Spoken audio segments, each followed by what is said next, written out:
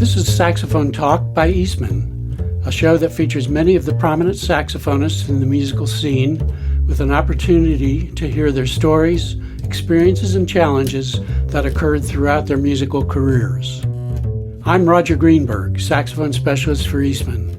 On this show, we're here with internationally acclaimed classical saxophonist and Eastman artist Harvey Pittel, who has performed worldwide as a soloist with many of the world's greatest orchestras, including the New York Philharmonic, Boston Symphony Orchestra, and the Los Angeles Philharmonic. He has recorded extensively as a soloist and with ensembles, including the Harvey Pittel Saxophone Quartet. After many years of teaching at the University of Texas at Austin Butler School of Music, he is now Professor Emeritus of Saxophone.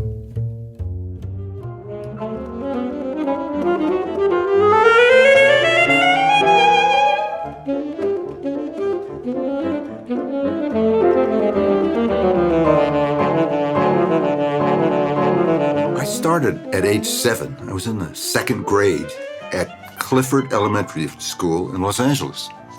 At that time, the LA City schools were starting instrumental music for second graders. I wanted to play trumpet because it was gold and shiny. But by the time they got to P, they were out of trumpets. So they had a metal clarinet, and it wasn't gold, but it was shiny. So I picked that, and they said, "Yeah, you know, your body is okay for that, and your hands." So I started on a metal clarinet in the second grade. My early teachers I was so lucky to grow up here, near here in Los Angeles. At that time, my first teacher was a man named Chesley Mills, who taught really everything, every instrument. His daughter, Pat, was a violinist. His son, Peter, was a trumpet player. And he taught me my early lessons on the clarinet. And directly after Chesley Mills, my parents managed to get me lessons with the late Coleman Block, who was the principal clarinetist of the LA Philharmonic. Uh-huh. And through the years, then I grew up with his daughter, Michelle Zukovsky, the recently retired principal clarinetist of the LA Philharmonic. We used to challenge one another in school through junior high and high school. In junior high school, my teacher, the late Vern Martin, he had a Stradivarius viola that was incredible. Yeah, and he played it beautifully. And he played lead alto saxophone in a dance band 5 nights a week at lunchtime. Viola and saxophone. Yeah, viola and saxophone. I can't even imagine all the jokes that went with that. That would be double jokes. And he would lock the door of the band room. You couldn't go in and hang out for lunch. He would lock the door and practice alto saxophone. And my ear was glued to this metal door, and I listened to him practice. And he finally gave me my first saxophone lesson, because we wanted to start what at the time we called a dance band. This was junior high school. Michelle Zukovsky, he taught her saxophone too, but she had to bring a note from her dad saying it was okay. So we had a dance band. That was my first saxophone experience. And then as the years went on, I studied with the late Franklin Stokes, who was the bass clarinetist of the LA Phil, and taught me saxophone as well as orchestral bass clarinet and orchestral clarinet. Did Stokes play saxophone? Yes, he did. He played the saxophone parts in the orchestra. As a matter of fact, there's a film out of the LA Philharmonic playing Bolero. I am playing, you can find this on YouTube, I am playing soprano saxophone, and Franklin Stokes, the late Franklin Stokes, is playing the tenor saxophone. Yeah. So I was very, very fortunate to start that way with those wonderful teachers here in Los Angeles. When you went on to college and graduate school, who were some of your teachers and influences? Well, I was a music education major at the University of Southern California, where I studied with Anthony Desiderio for one. He taught me some saxophone. Franklin Stokes also taught there. The great Mitchell Lurie taught me clarinet for a little while. And actually, that's where I started playing classical saxophone. I entered as a clarinet principal and thought I was a pretty good clarinetist when I left high school. And when I got to USC, I realized, maybe I'm not so good. Maybe I better practice, really practice. And I played clarinet, and at one point, William Schaefer, who was the band director, we had the symphonic band. He needed a saxophone player. I knew the fingerings. I kind of played saxophone, kind of. And so he put me to work as a saxophone player, and then said to me, I'm doing a series on the instruments of the symphonic band, and I'd like you to do the saxophone. I said, but I don't know anything about it. So he sent me to the library at USC, and he gave me a list of things to listen to, and I pulled out this 10-inch red vinyl record, and it was Marcel Mule playing the Concertina da Camera. Well, I had heard the Marcel Mule Saxophone Quartet playing the Beethoven String Quartet when I was 16. That just knocked me out. I mean, I couldn't believe how great it was. When I heard the Concertina da Camera, well, that was it. By Marcel Mule, played by Marcel Mule. And so I did the TV show and decided at one point at USC, when I heard my friend Liz Metesky play a violin concerto with the USC Symphony Orchestra, that I wanted to play with the USC Symphony Orchestra as a saxophonist. So Christmas vacation came. I practiced 8 hours a day for a couple of weeks and went into the auditions and played the E-Bear and won the auditions. I played as a soloist with the USC Symphony Orchestra. I have a reel-to-reel tape recording of it. I've got to convert it. And it sounds like a young player who knew nothing about the saxophone, but had potential.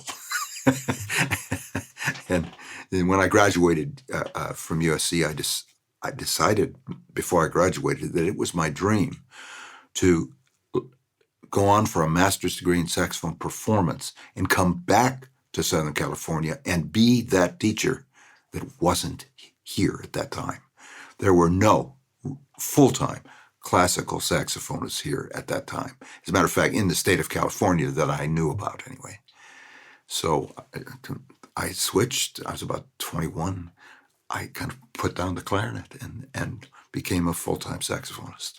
Yeah. You went on to Northwestern. I did. I studied with Fred Hemke at Northwestern. He was kind enough to include me in a tour of the Far East with the Northwestern Saxophone Quartet.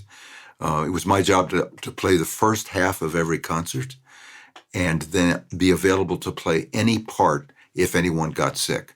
Luckily, no one got sick. Guys were great players. I was glad I didn't have to take anybody's place. It was a 3-month tour of 12 countries in the Far East, a State Department tour. It turned out to be 11 countries because we didn't go to Vietnam. The place we were going to stay in Vietnam was bombed, so we didn't go there. But we went to 11 countries, and it was really spectacular. And I learned so much about the French School of Saxophone playing at Northwestern, and Fred Hemke was really very kind to me and very helpful. It taught me a lot. Would you share some of your thoughts about your experiences with the West Point Band, where you went after? Sure. When I graduated from Northwestern, my deferment to be drafted ended, and I was classified as 1A. So I called Colonel Schimpf, the director of the West Point Band. He had heard me here in Los Angeles. Tommy Stevens, at that time was the principal trumpet player with the LA Philharmonic. Tommy took me to the old Shrine Auditorium in Los Angeles to play for Colonel Schimpf. And I remember playing in the wings backstage, just no music. I just played for the Colonel.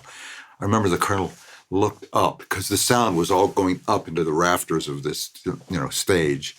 And he said, yeah, okay, yeah, well, nice to meet you. And that was it. Well, when I was 1A, I called the Colonel, and he was wonderful. He said, well, I don't need any saxophone players really, but I'm going to give you a home. So I went to basic training in Fort Benning, Georgia. That was a life-changing experience in its own way. And then was so fortunate to be able to go to the West Point Band, where you and I met and formed the saxophone quartet of the West Point Band, modeled after the saxophone quartet of the Garde Républicaine Band, the Marcel Mule Saxophone Quartet. Yes. So I was very, very fortunate to be able to go there. Marshall Taylor was there. He had just come back from studying with Marcel Mule. So I studied with Marshall for a few months, and then everyone was talking about studying with Joe Allard.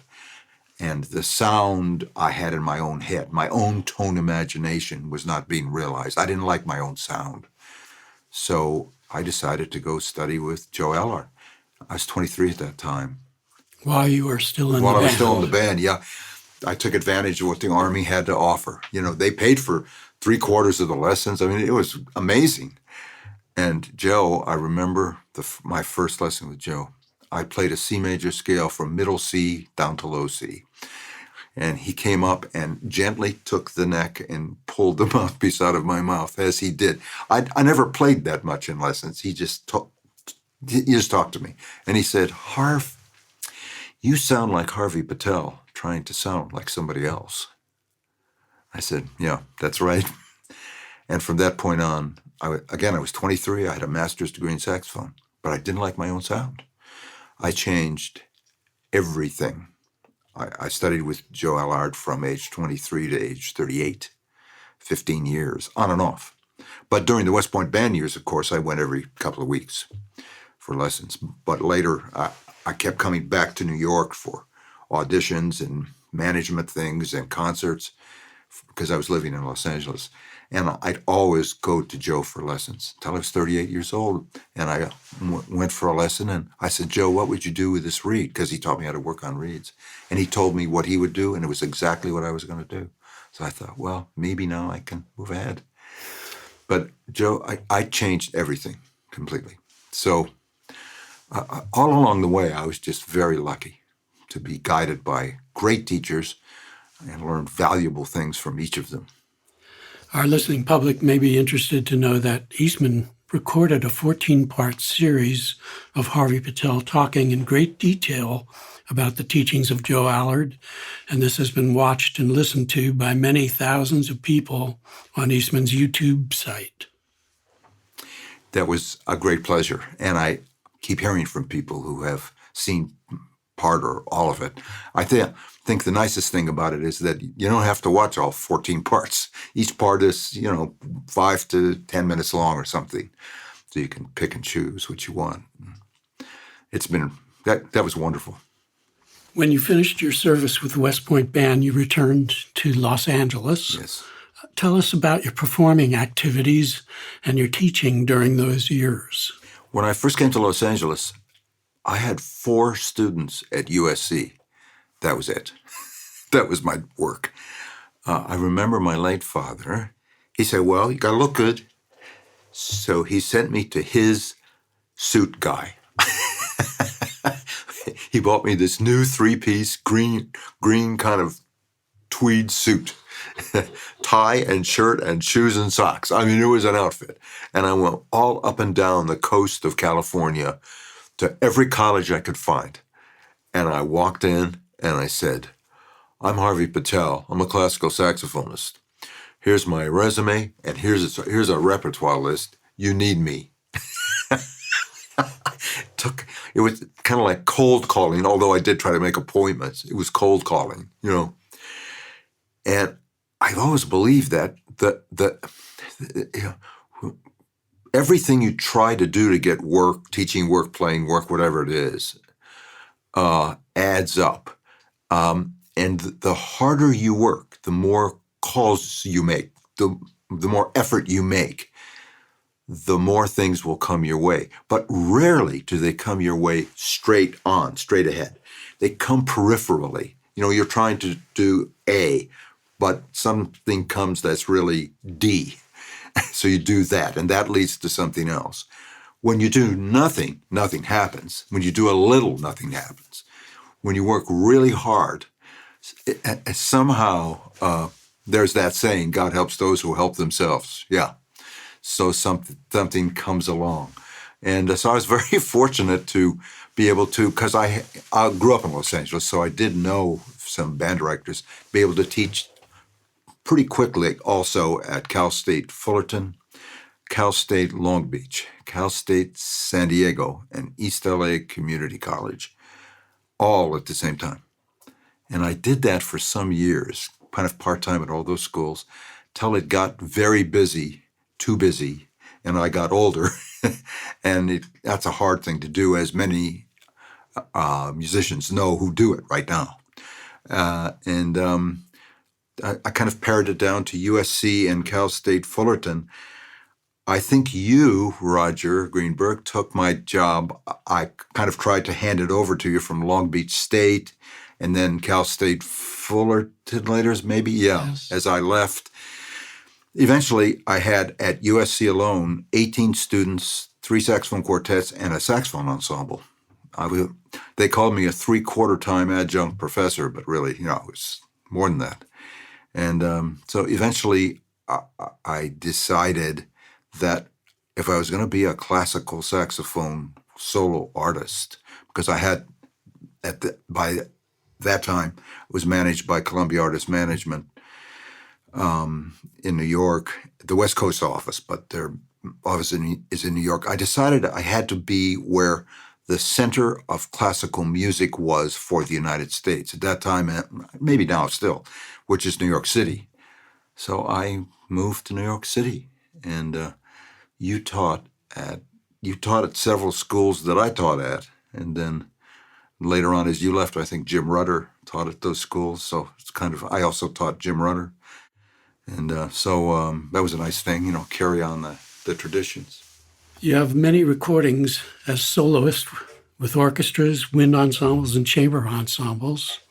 Are there any of these that you're particularly proud of? I have to say I'm quite proud of all of them. As we make recordings, as you well know, we hear every little thing. Maybe we edit, maybe we don't. But making music, which is what I'm always trying to do, is about moving the listener, emotionally moving the listener, helping the listener forget their problems, their credit card bills, their health problems, whatever it is. And I think every one of these does that in a nice way. I mean, I'm looking at a list. I don't remember all of them, but on the Crystal label, there's 1, 2, 3, 4, 5 here. And every one of them, yeah, every one of them is good. I don't go back and listen to my recordings very much, but as I do listen to them now, they're better than I remembered because I'm further away from them.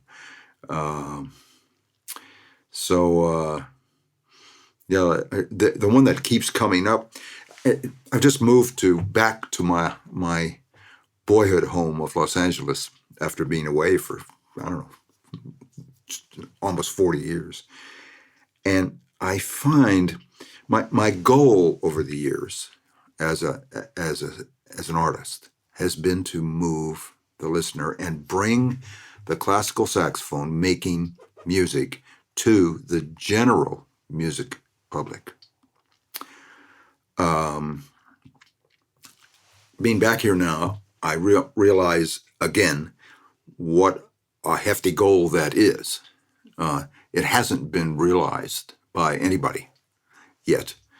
I was called the pioneer of the classical saxophone, the Segovia of the saxophone by the New York Times and other reviews. Well, for years now. And the CD that I keep pulling out to give to people. Now, I'm talking about erudite musicians who have no idea what the classical saxophone is, and just new friends of mine who love music but aren't musicians. The CD that keeps coming back is Bach and Noodles on the Crystal label, 654. It's the introduction to classical saxophone, I think. I think it's a good introduction. And so I kind of keep contacting Crystal, send me some more of those. And I kind of give them to people who I become friends with when they ask me what I do. Because if they don't hear it, they have no idea. What are some of the pieces on the recording? It's a good question. I'm trying to remember. I think the Rachmaninoff Vocalese is on there. The new classic suite is the key right there. My friend John Rodby, who was Dinah Shore's musical director and has been a very successful musician in Los Angeles these many years, commercial musician. He's a great musical director, a great arranger and composer, and just a dear friend. We met when we were 16 years old, playing in the American Jazz Society Big Band, directed by Don Erjavik in Southern California. The city will come to me in a minute. Anyway, John has been very successful and very helpful to me. And he wrote or arranged, whatever you want to call it, the new classic suite, which is the Bach Second Flute Sonata in E-flat major, with a popular tune juxtaposed within each movement. So the first movement of the E-flat Flute Sonata by J.S. Bach is juxtaposed with Autumn Leaves. And the second movement is juxtaposed with whatever it's called, Bring in the Clowns. I can't remember the title. And the third movement is juxtaposed with a David Gates tune called If. That absolutely brings people into classical music, if they're not, and the classical saxophone. It's just gorgeous. Brilliant. Yeah, it's a brilliant composition. I think I did. I can't. I'm sorry. I have to have. I'm looking at a list of my recordings here, but I would have to have my computer open to see what the tunes are. I can't remember it all. It might be Carnival of Venice that's on there. You know, the variations and I think with Anton Nell, the great award-winning pianist, we did Scaramouche, Mio. And so that's some of what's on there, yeah. Especially from your studies with Joe Allard, you have always been known for your big and overtone-rich sound. This compares to certain players on other woodwind instruments that influenced Joe Allard. Who are some of these players? Well, Joe always talked about Tabito, the famous oboe player and pedagogue, and McLean and Bonnard, the famous clarinet pedagogues and players. Joe Allard, allowed me to realize the sound that was in my ear, my tone imagination. And he always talked about those players as having rich, full overtone mixtures in their sound. Because I try to paint a picture in musical sound. And to do that, you have to start with all the overtones in the sound present, the richness of the sound. Then you can vary the sound. You can play with all high overtones, all low overtones, whatever, to paint a picture in musical sound. So Joe Allard allowed that to happen, and those are some of the of his peers that he listened to. Just as Marcel Muhl, incidentally, because there's also an Eastman YouTube thing of Harvey Pittel's visit with Marcel Muhl, which was when Marcel Muhl was maybe 93 or 94. I can't remember. It was in 93 or 4. I get them confused. And towards the end of the interview, Andreas Eastman Company very kindly put subtitles there because it's mostly in French. And I don't speak much French, so I had never understood the last maybe 25% of that interview.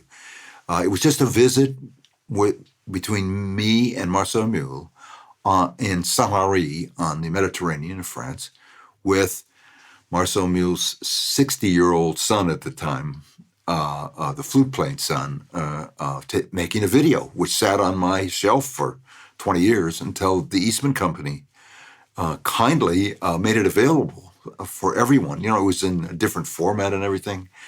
And Marcel Muhl, someone said one of his former students, Sandra Ree, was there, and she said, "Papu," which is a term of endearment. "Papu, who taught you?"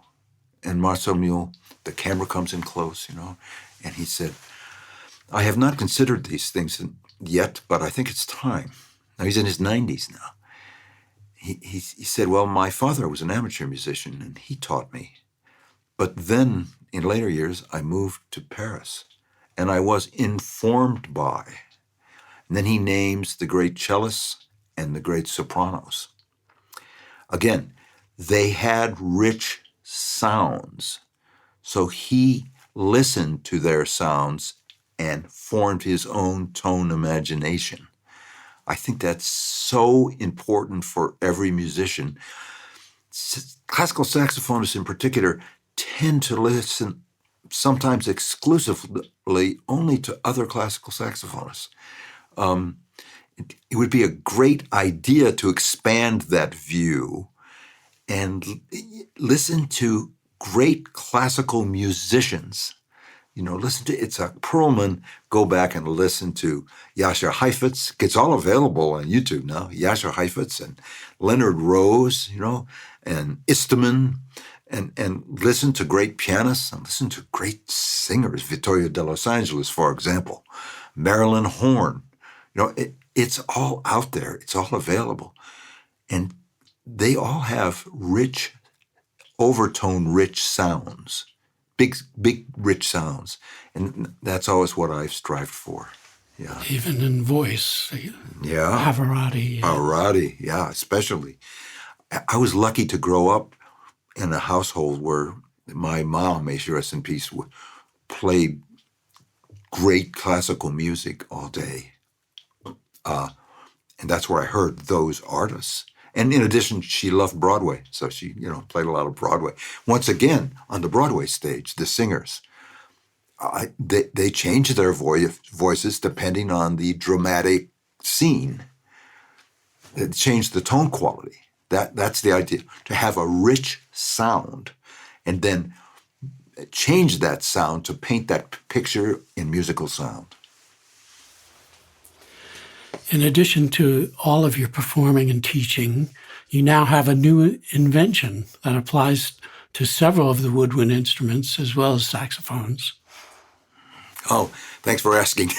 It's called the Patel Hand-Ease, E-Z-E. In about 1983, I actually wore out the two lower joints of my right thumb and could no longer they called it overuse syndrome, or at that time, even the medical term was, believe it or not, English horn thumb. And they told me that the cotton workers in the South who had these reels they did with their thumbs all day, they had this same kind of problem. So I couldn't hold the soprano saxophone anymore, and we were on tour with the HP Saxophone Quartet. I mean, I just couldn't hold. I had severe nerve damage, and there was a tour that was 17 concerts in 23 days. And I was being overly macho in those days. I didn't even use an extra. I mean, it was silly. But I had to have something. And I remember Vince Ganoyak, who was playing, he said, in Kansas, at the University of Kansas at Lawrence. Vince kind of drew a little picture, and we stopped in Oakland. The late George Corregulus, the flute maker, he looked at the picture and kind of made this thing. And then it allowed me to play a concert that very night in Pasadena. I remember, because I couldn't hold the instrument. And that over the years was developed with me and Kent Winking, my repairman in Austin.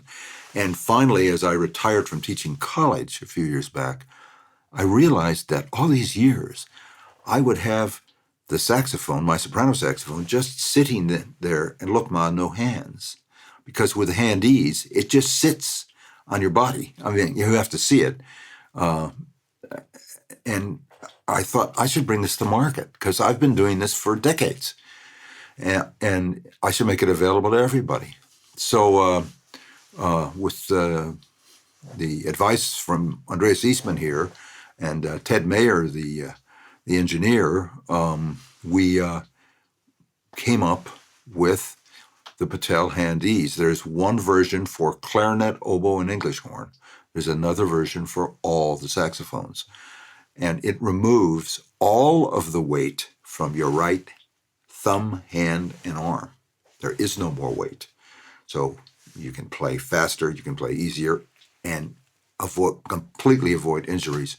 It's been on the market a little less than 2 years now. I'm happy to say it has saved many careers. And it's a lot slicker than when I played for all those years. It adjusts for anyone. So I'm very proud of it.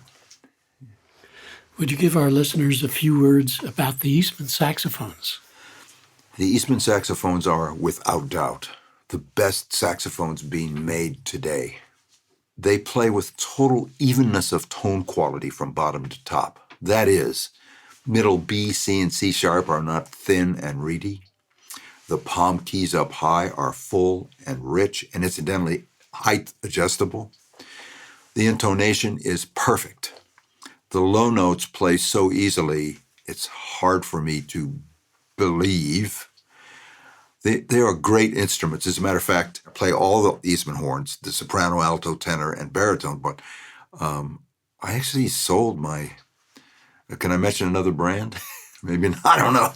A vintage 85,000 horn, my tenor, a vintage tenor 85,000 horn. I actually sold it because I play the 52nd Street Andreas Eastman tenor. It plays so easily throughout, but especially down low, that I often have to stop and check if it's real. They are, I'll just say it one more time. The Eastman saxophones are the best saxophones being made today, hands down. Harvey, thank you for being with us today. It's my pleasure, Roger, and a real honor to be here at Andreas Eastman, and especially an honor to be interviewed by the magical Roger Greenberg.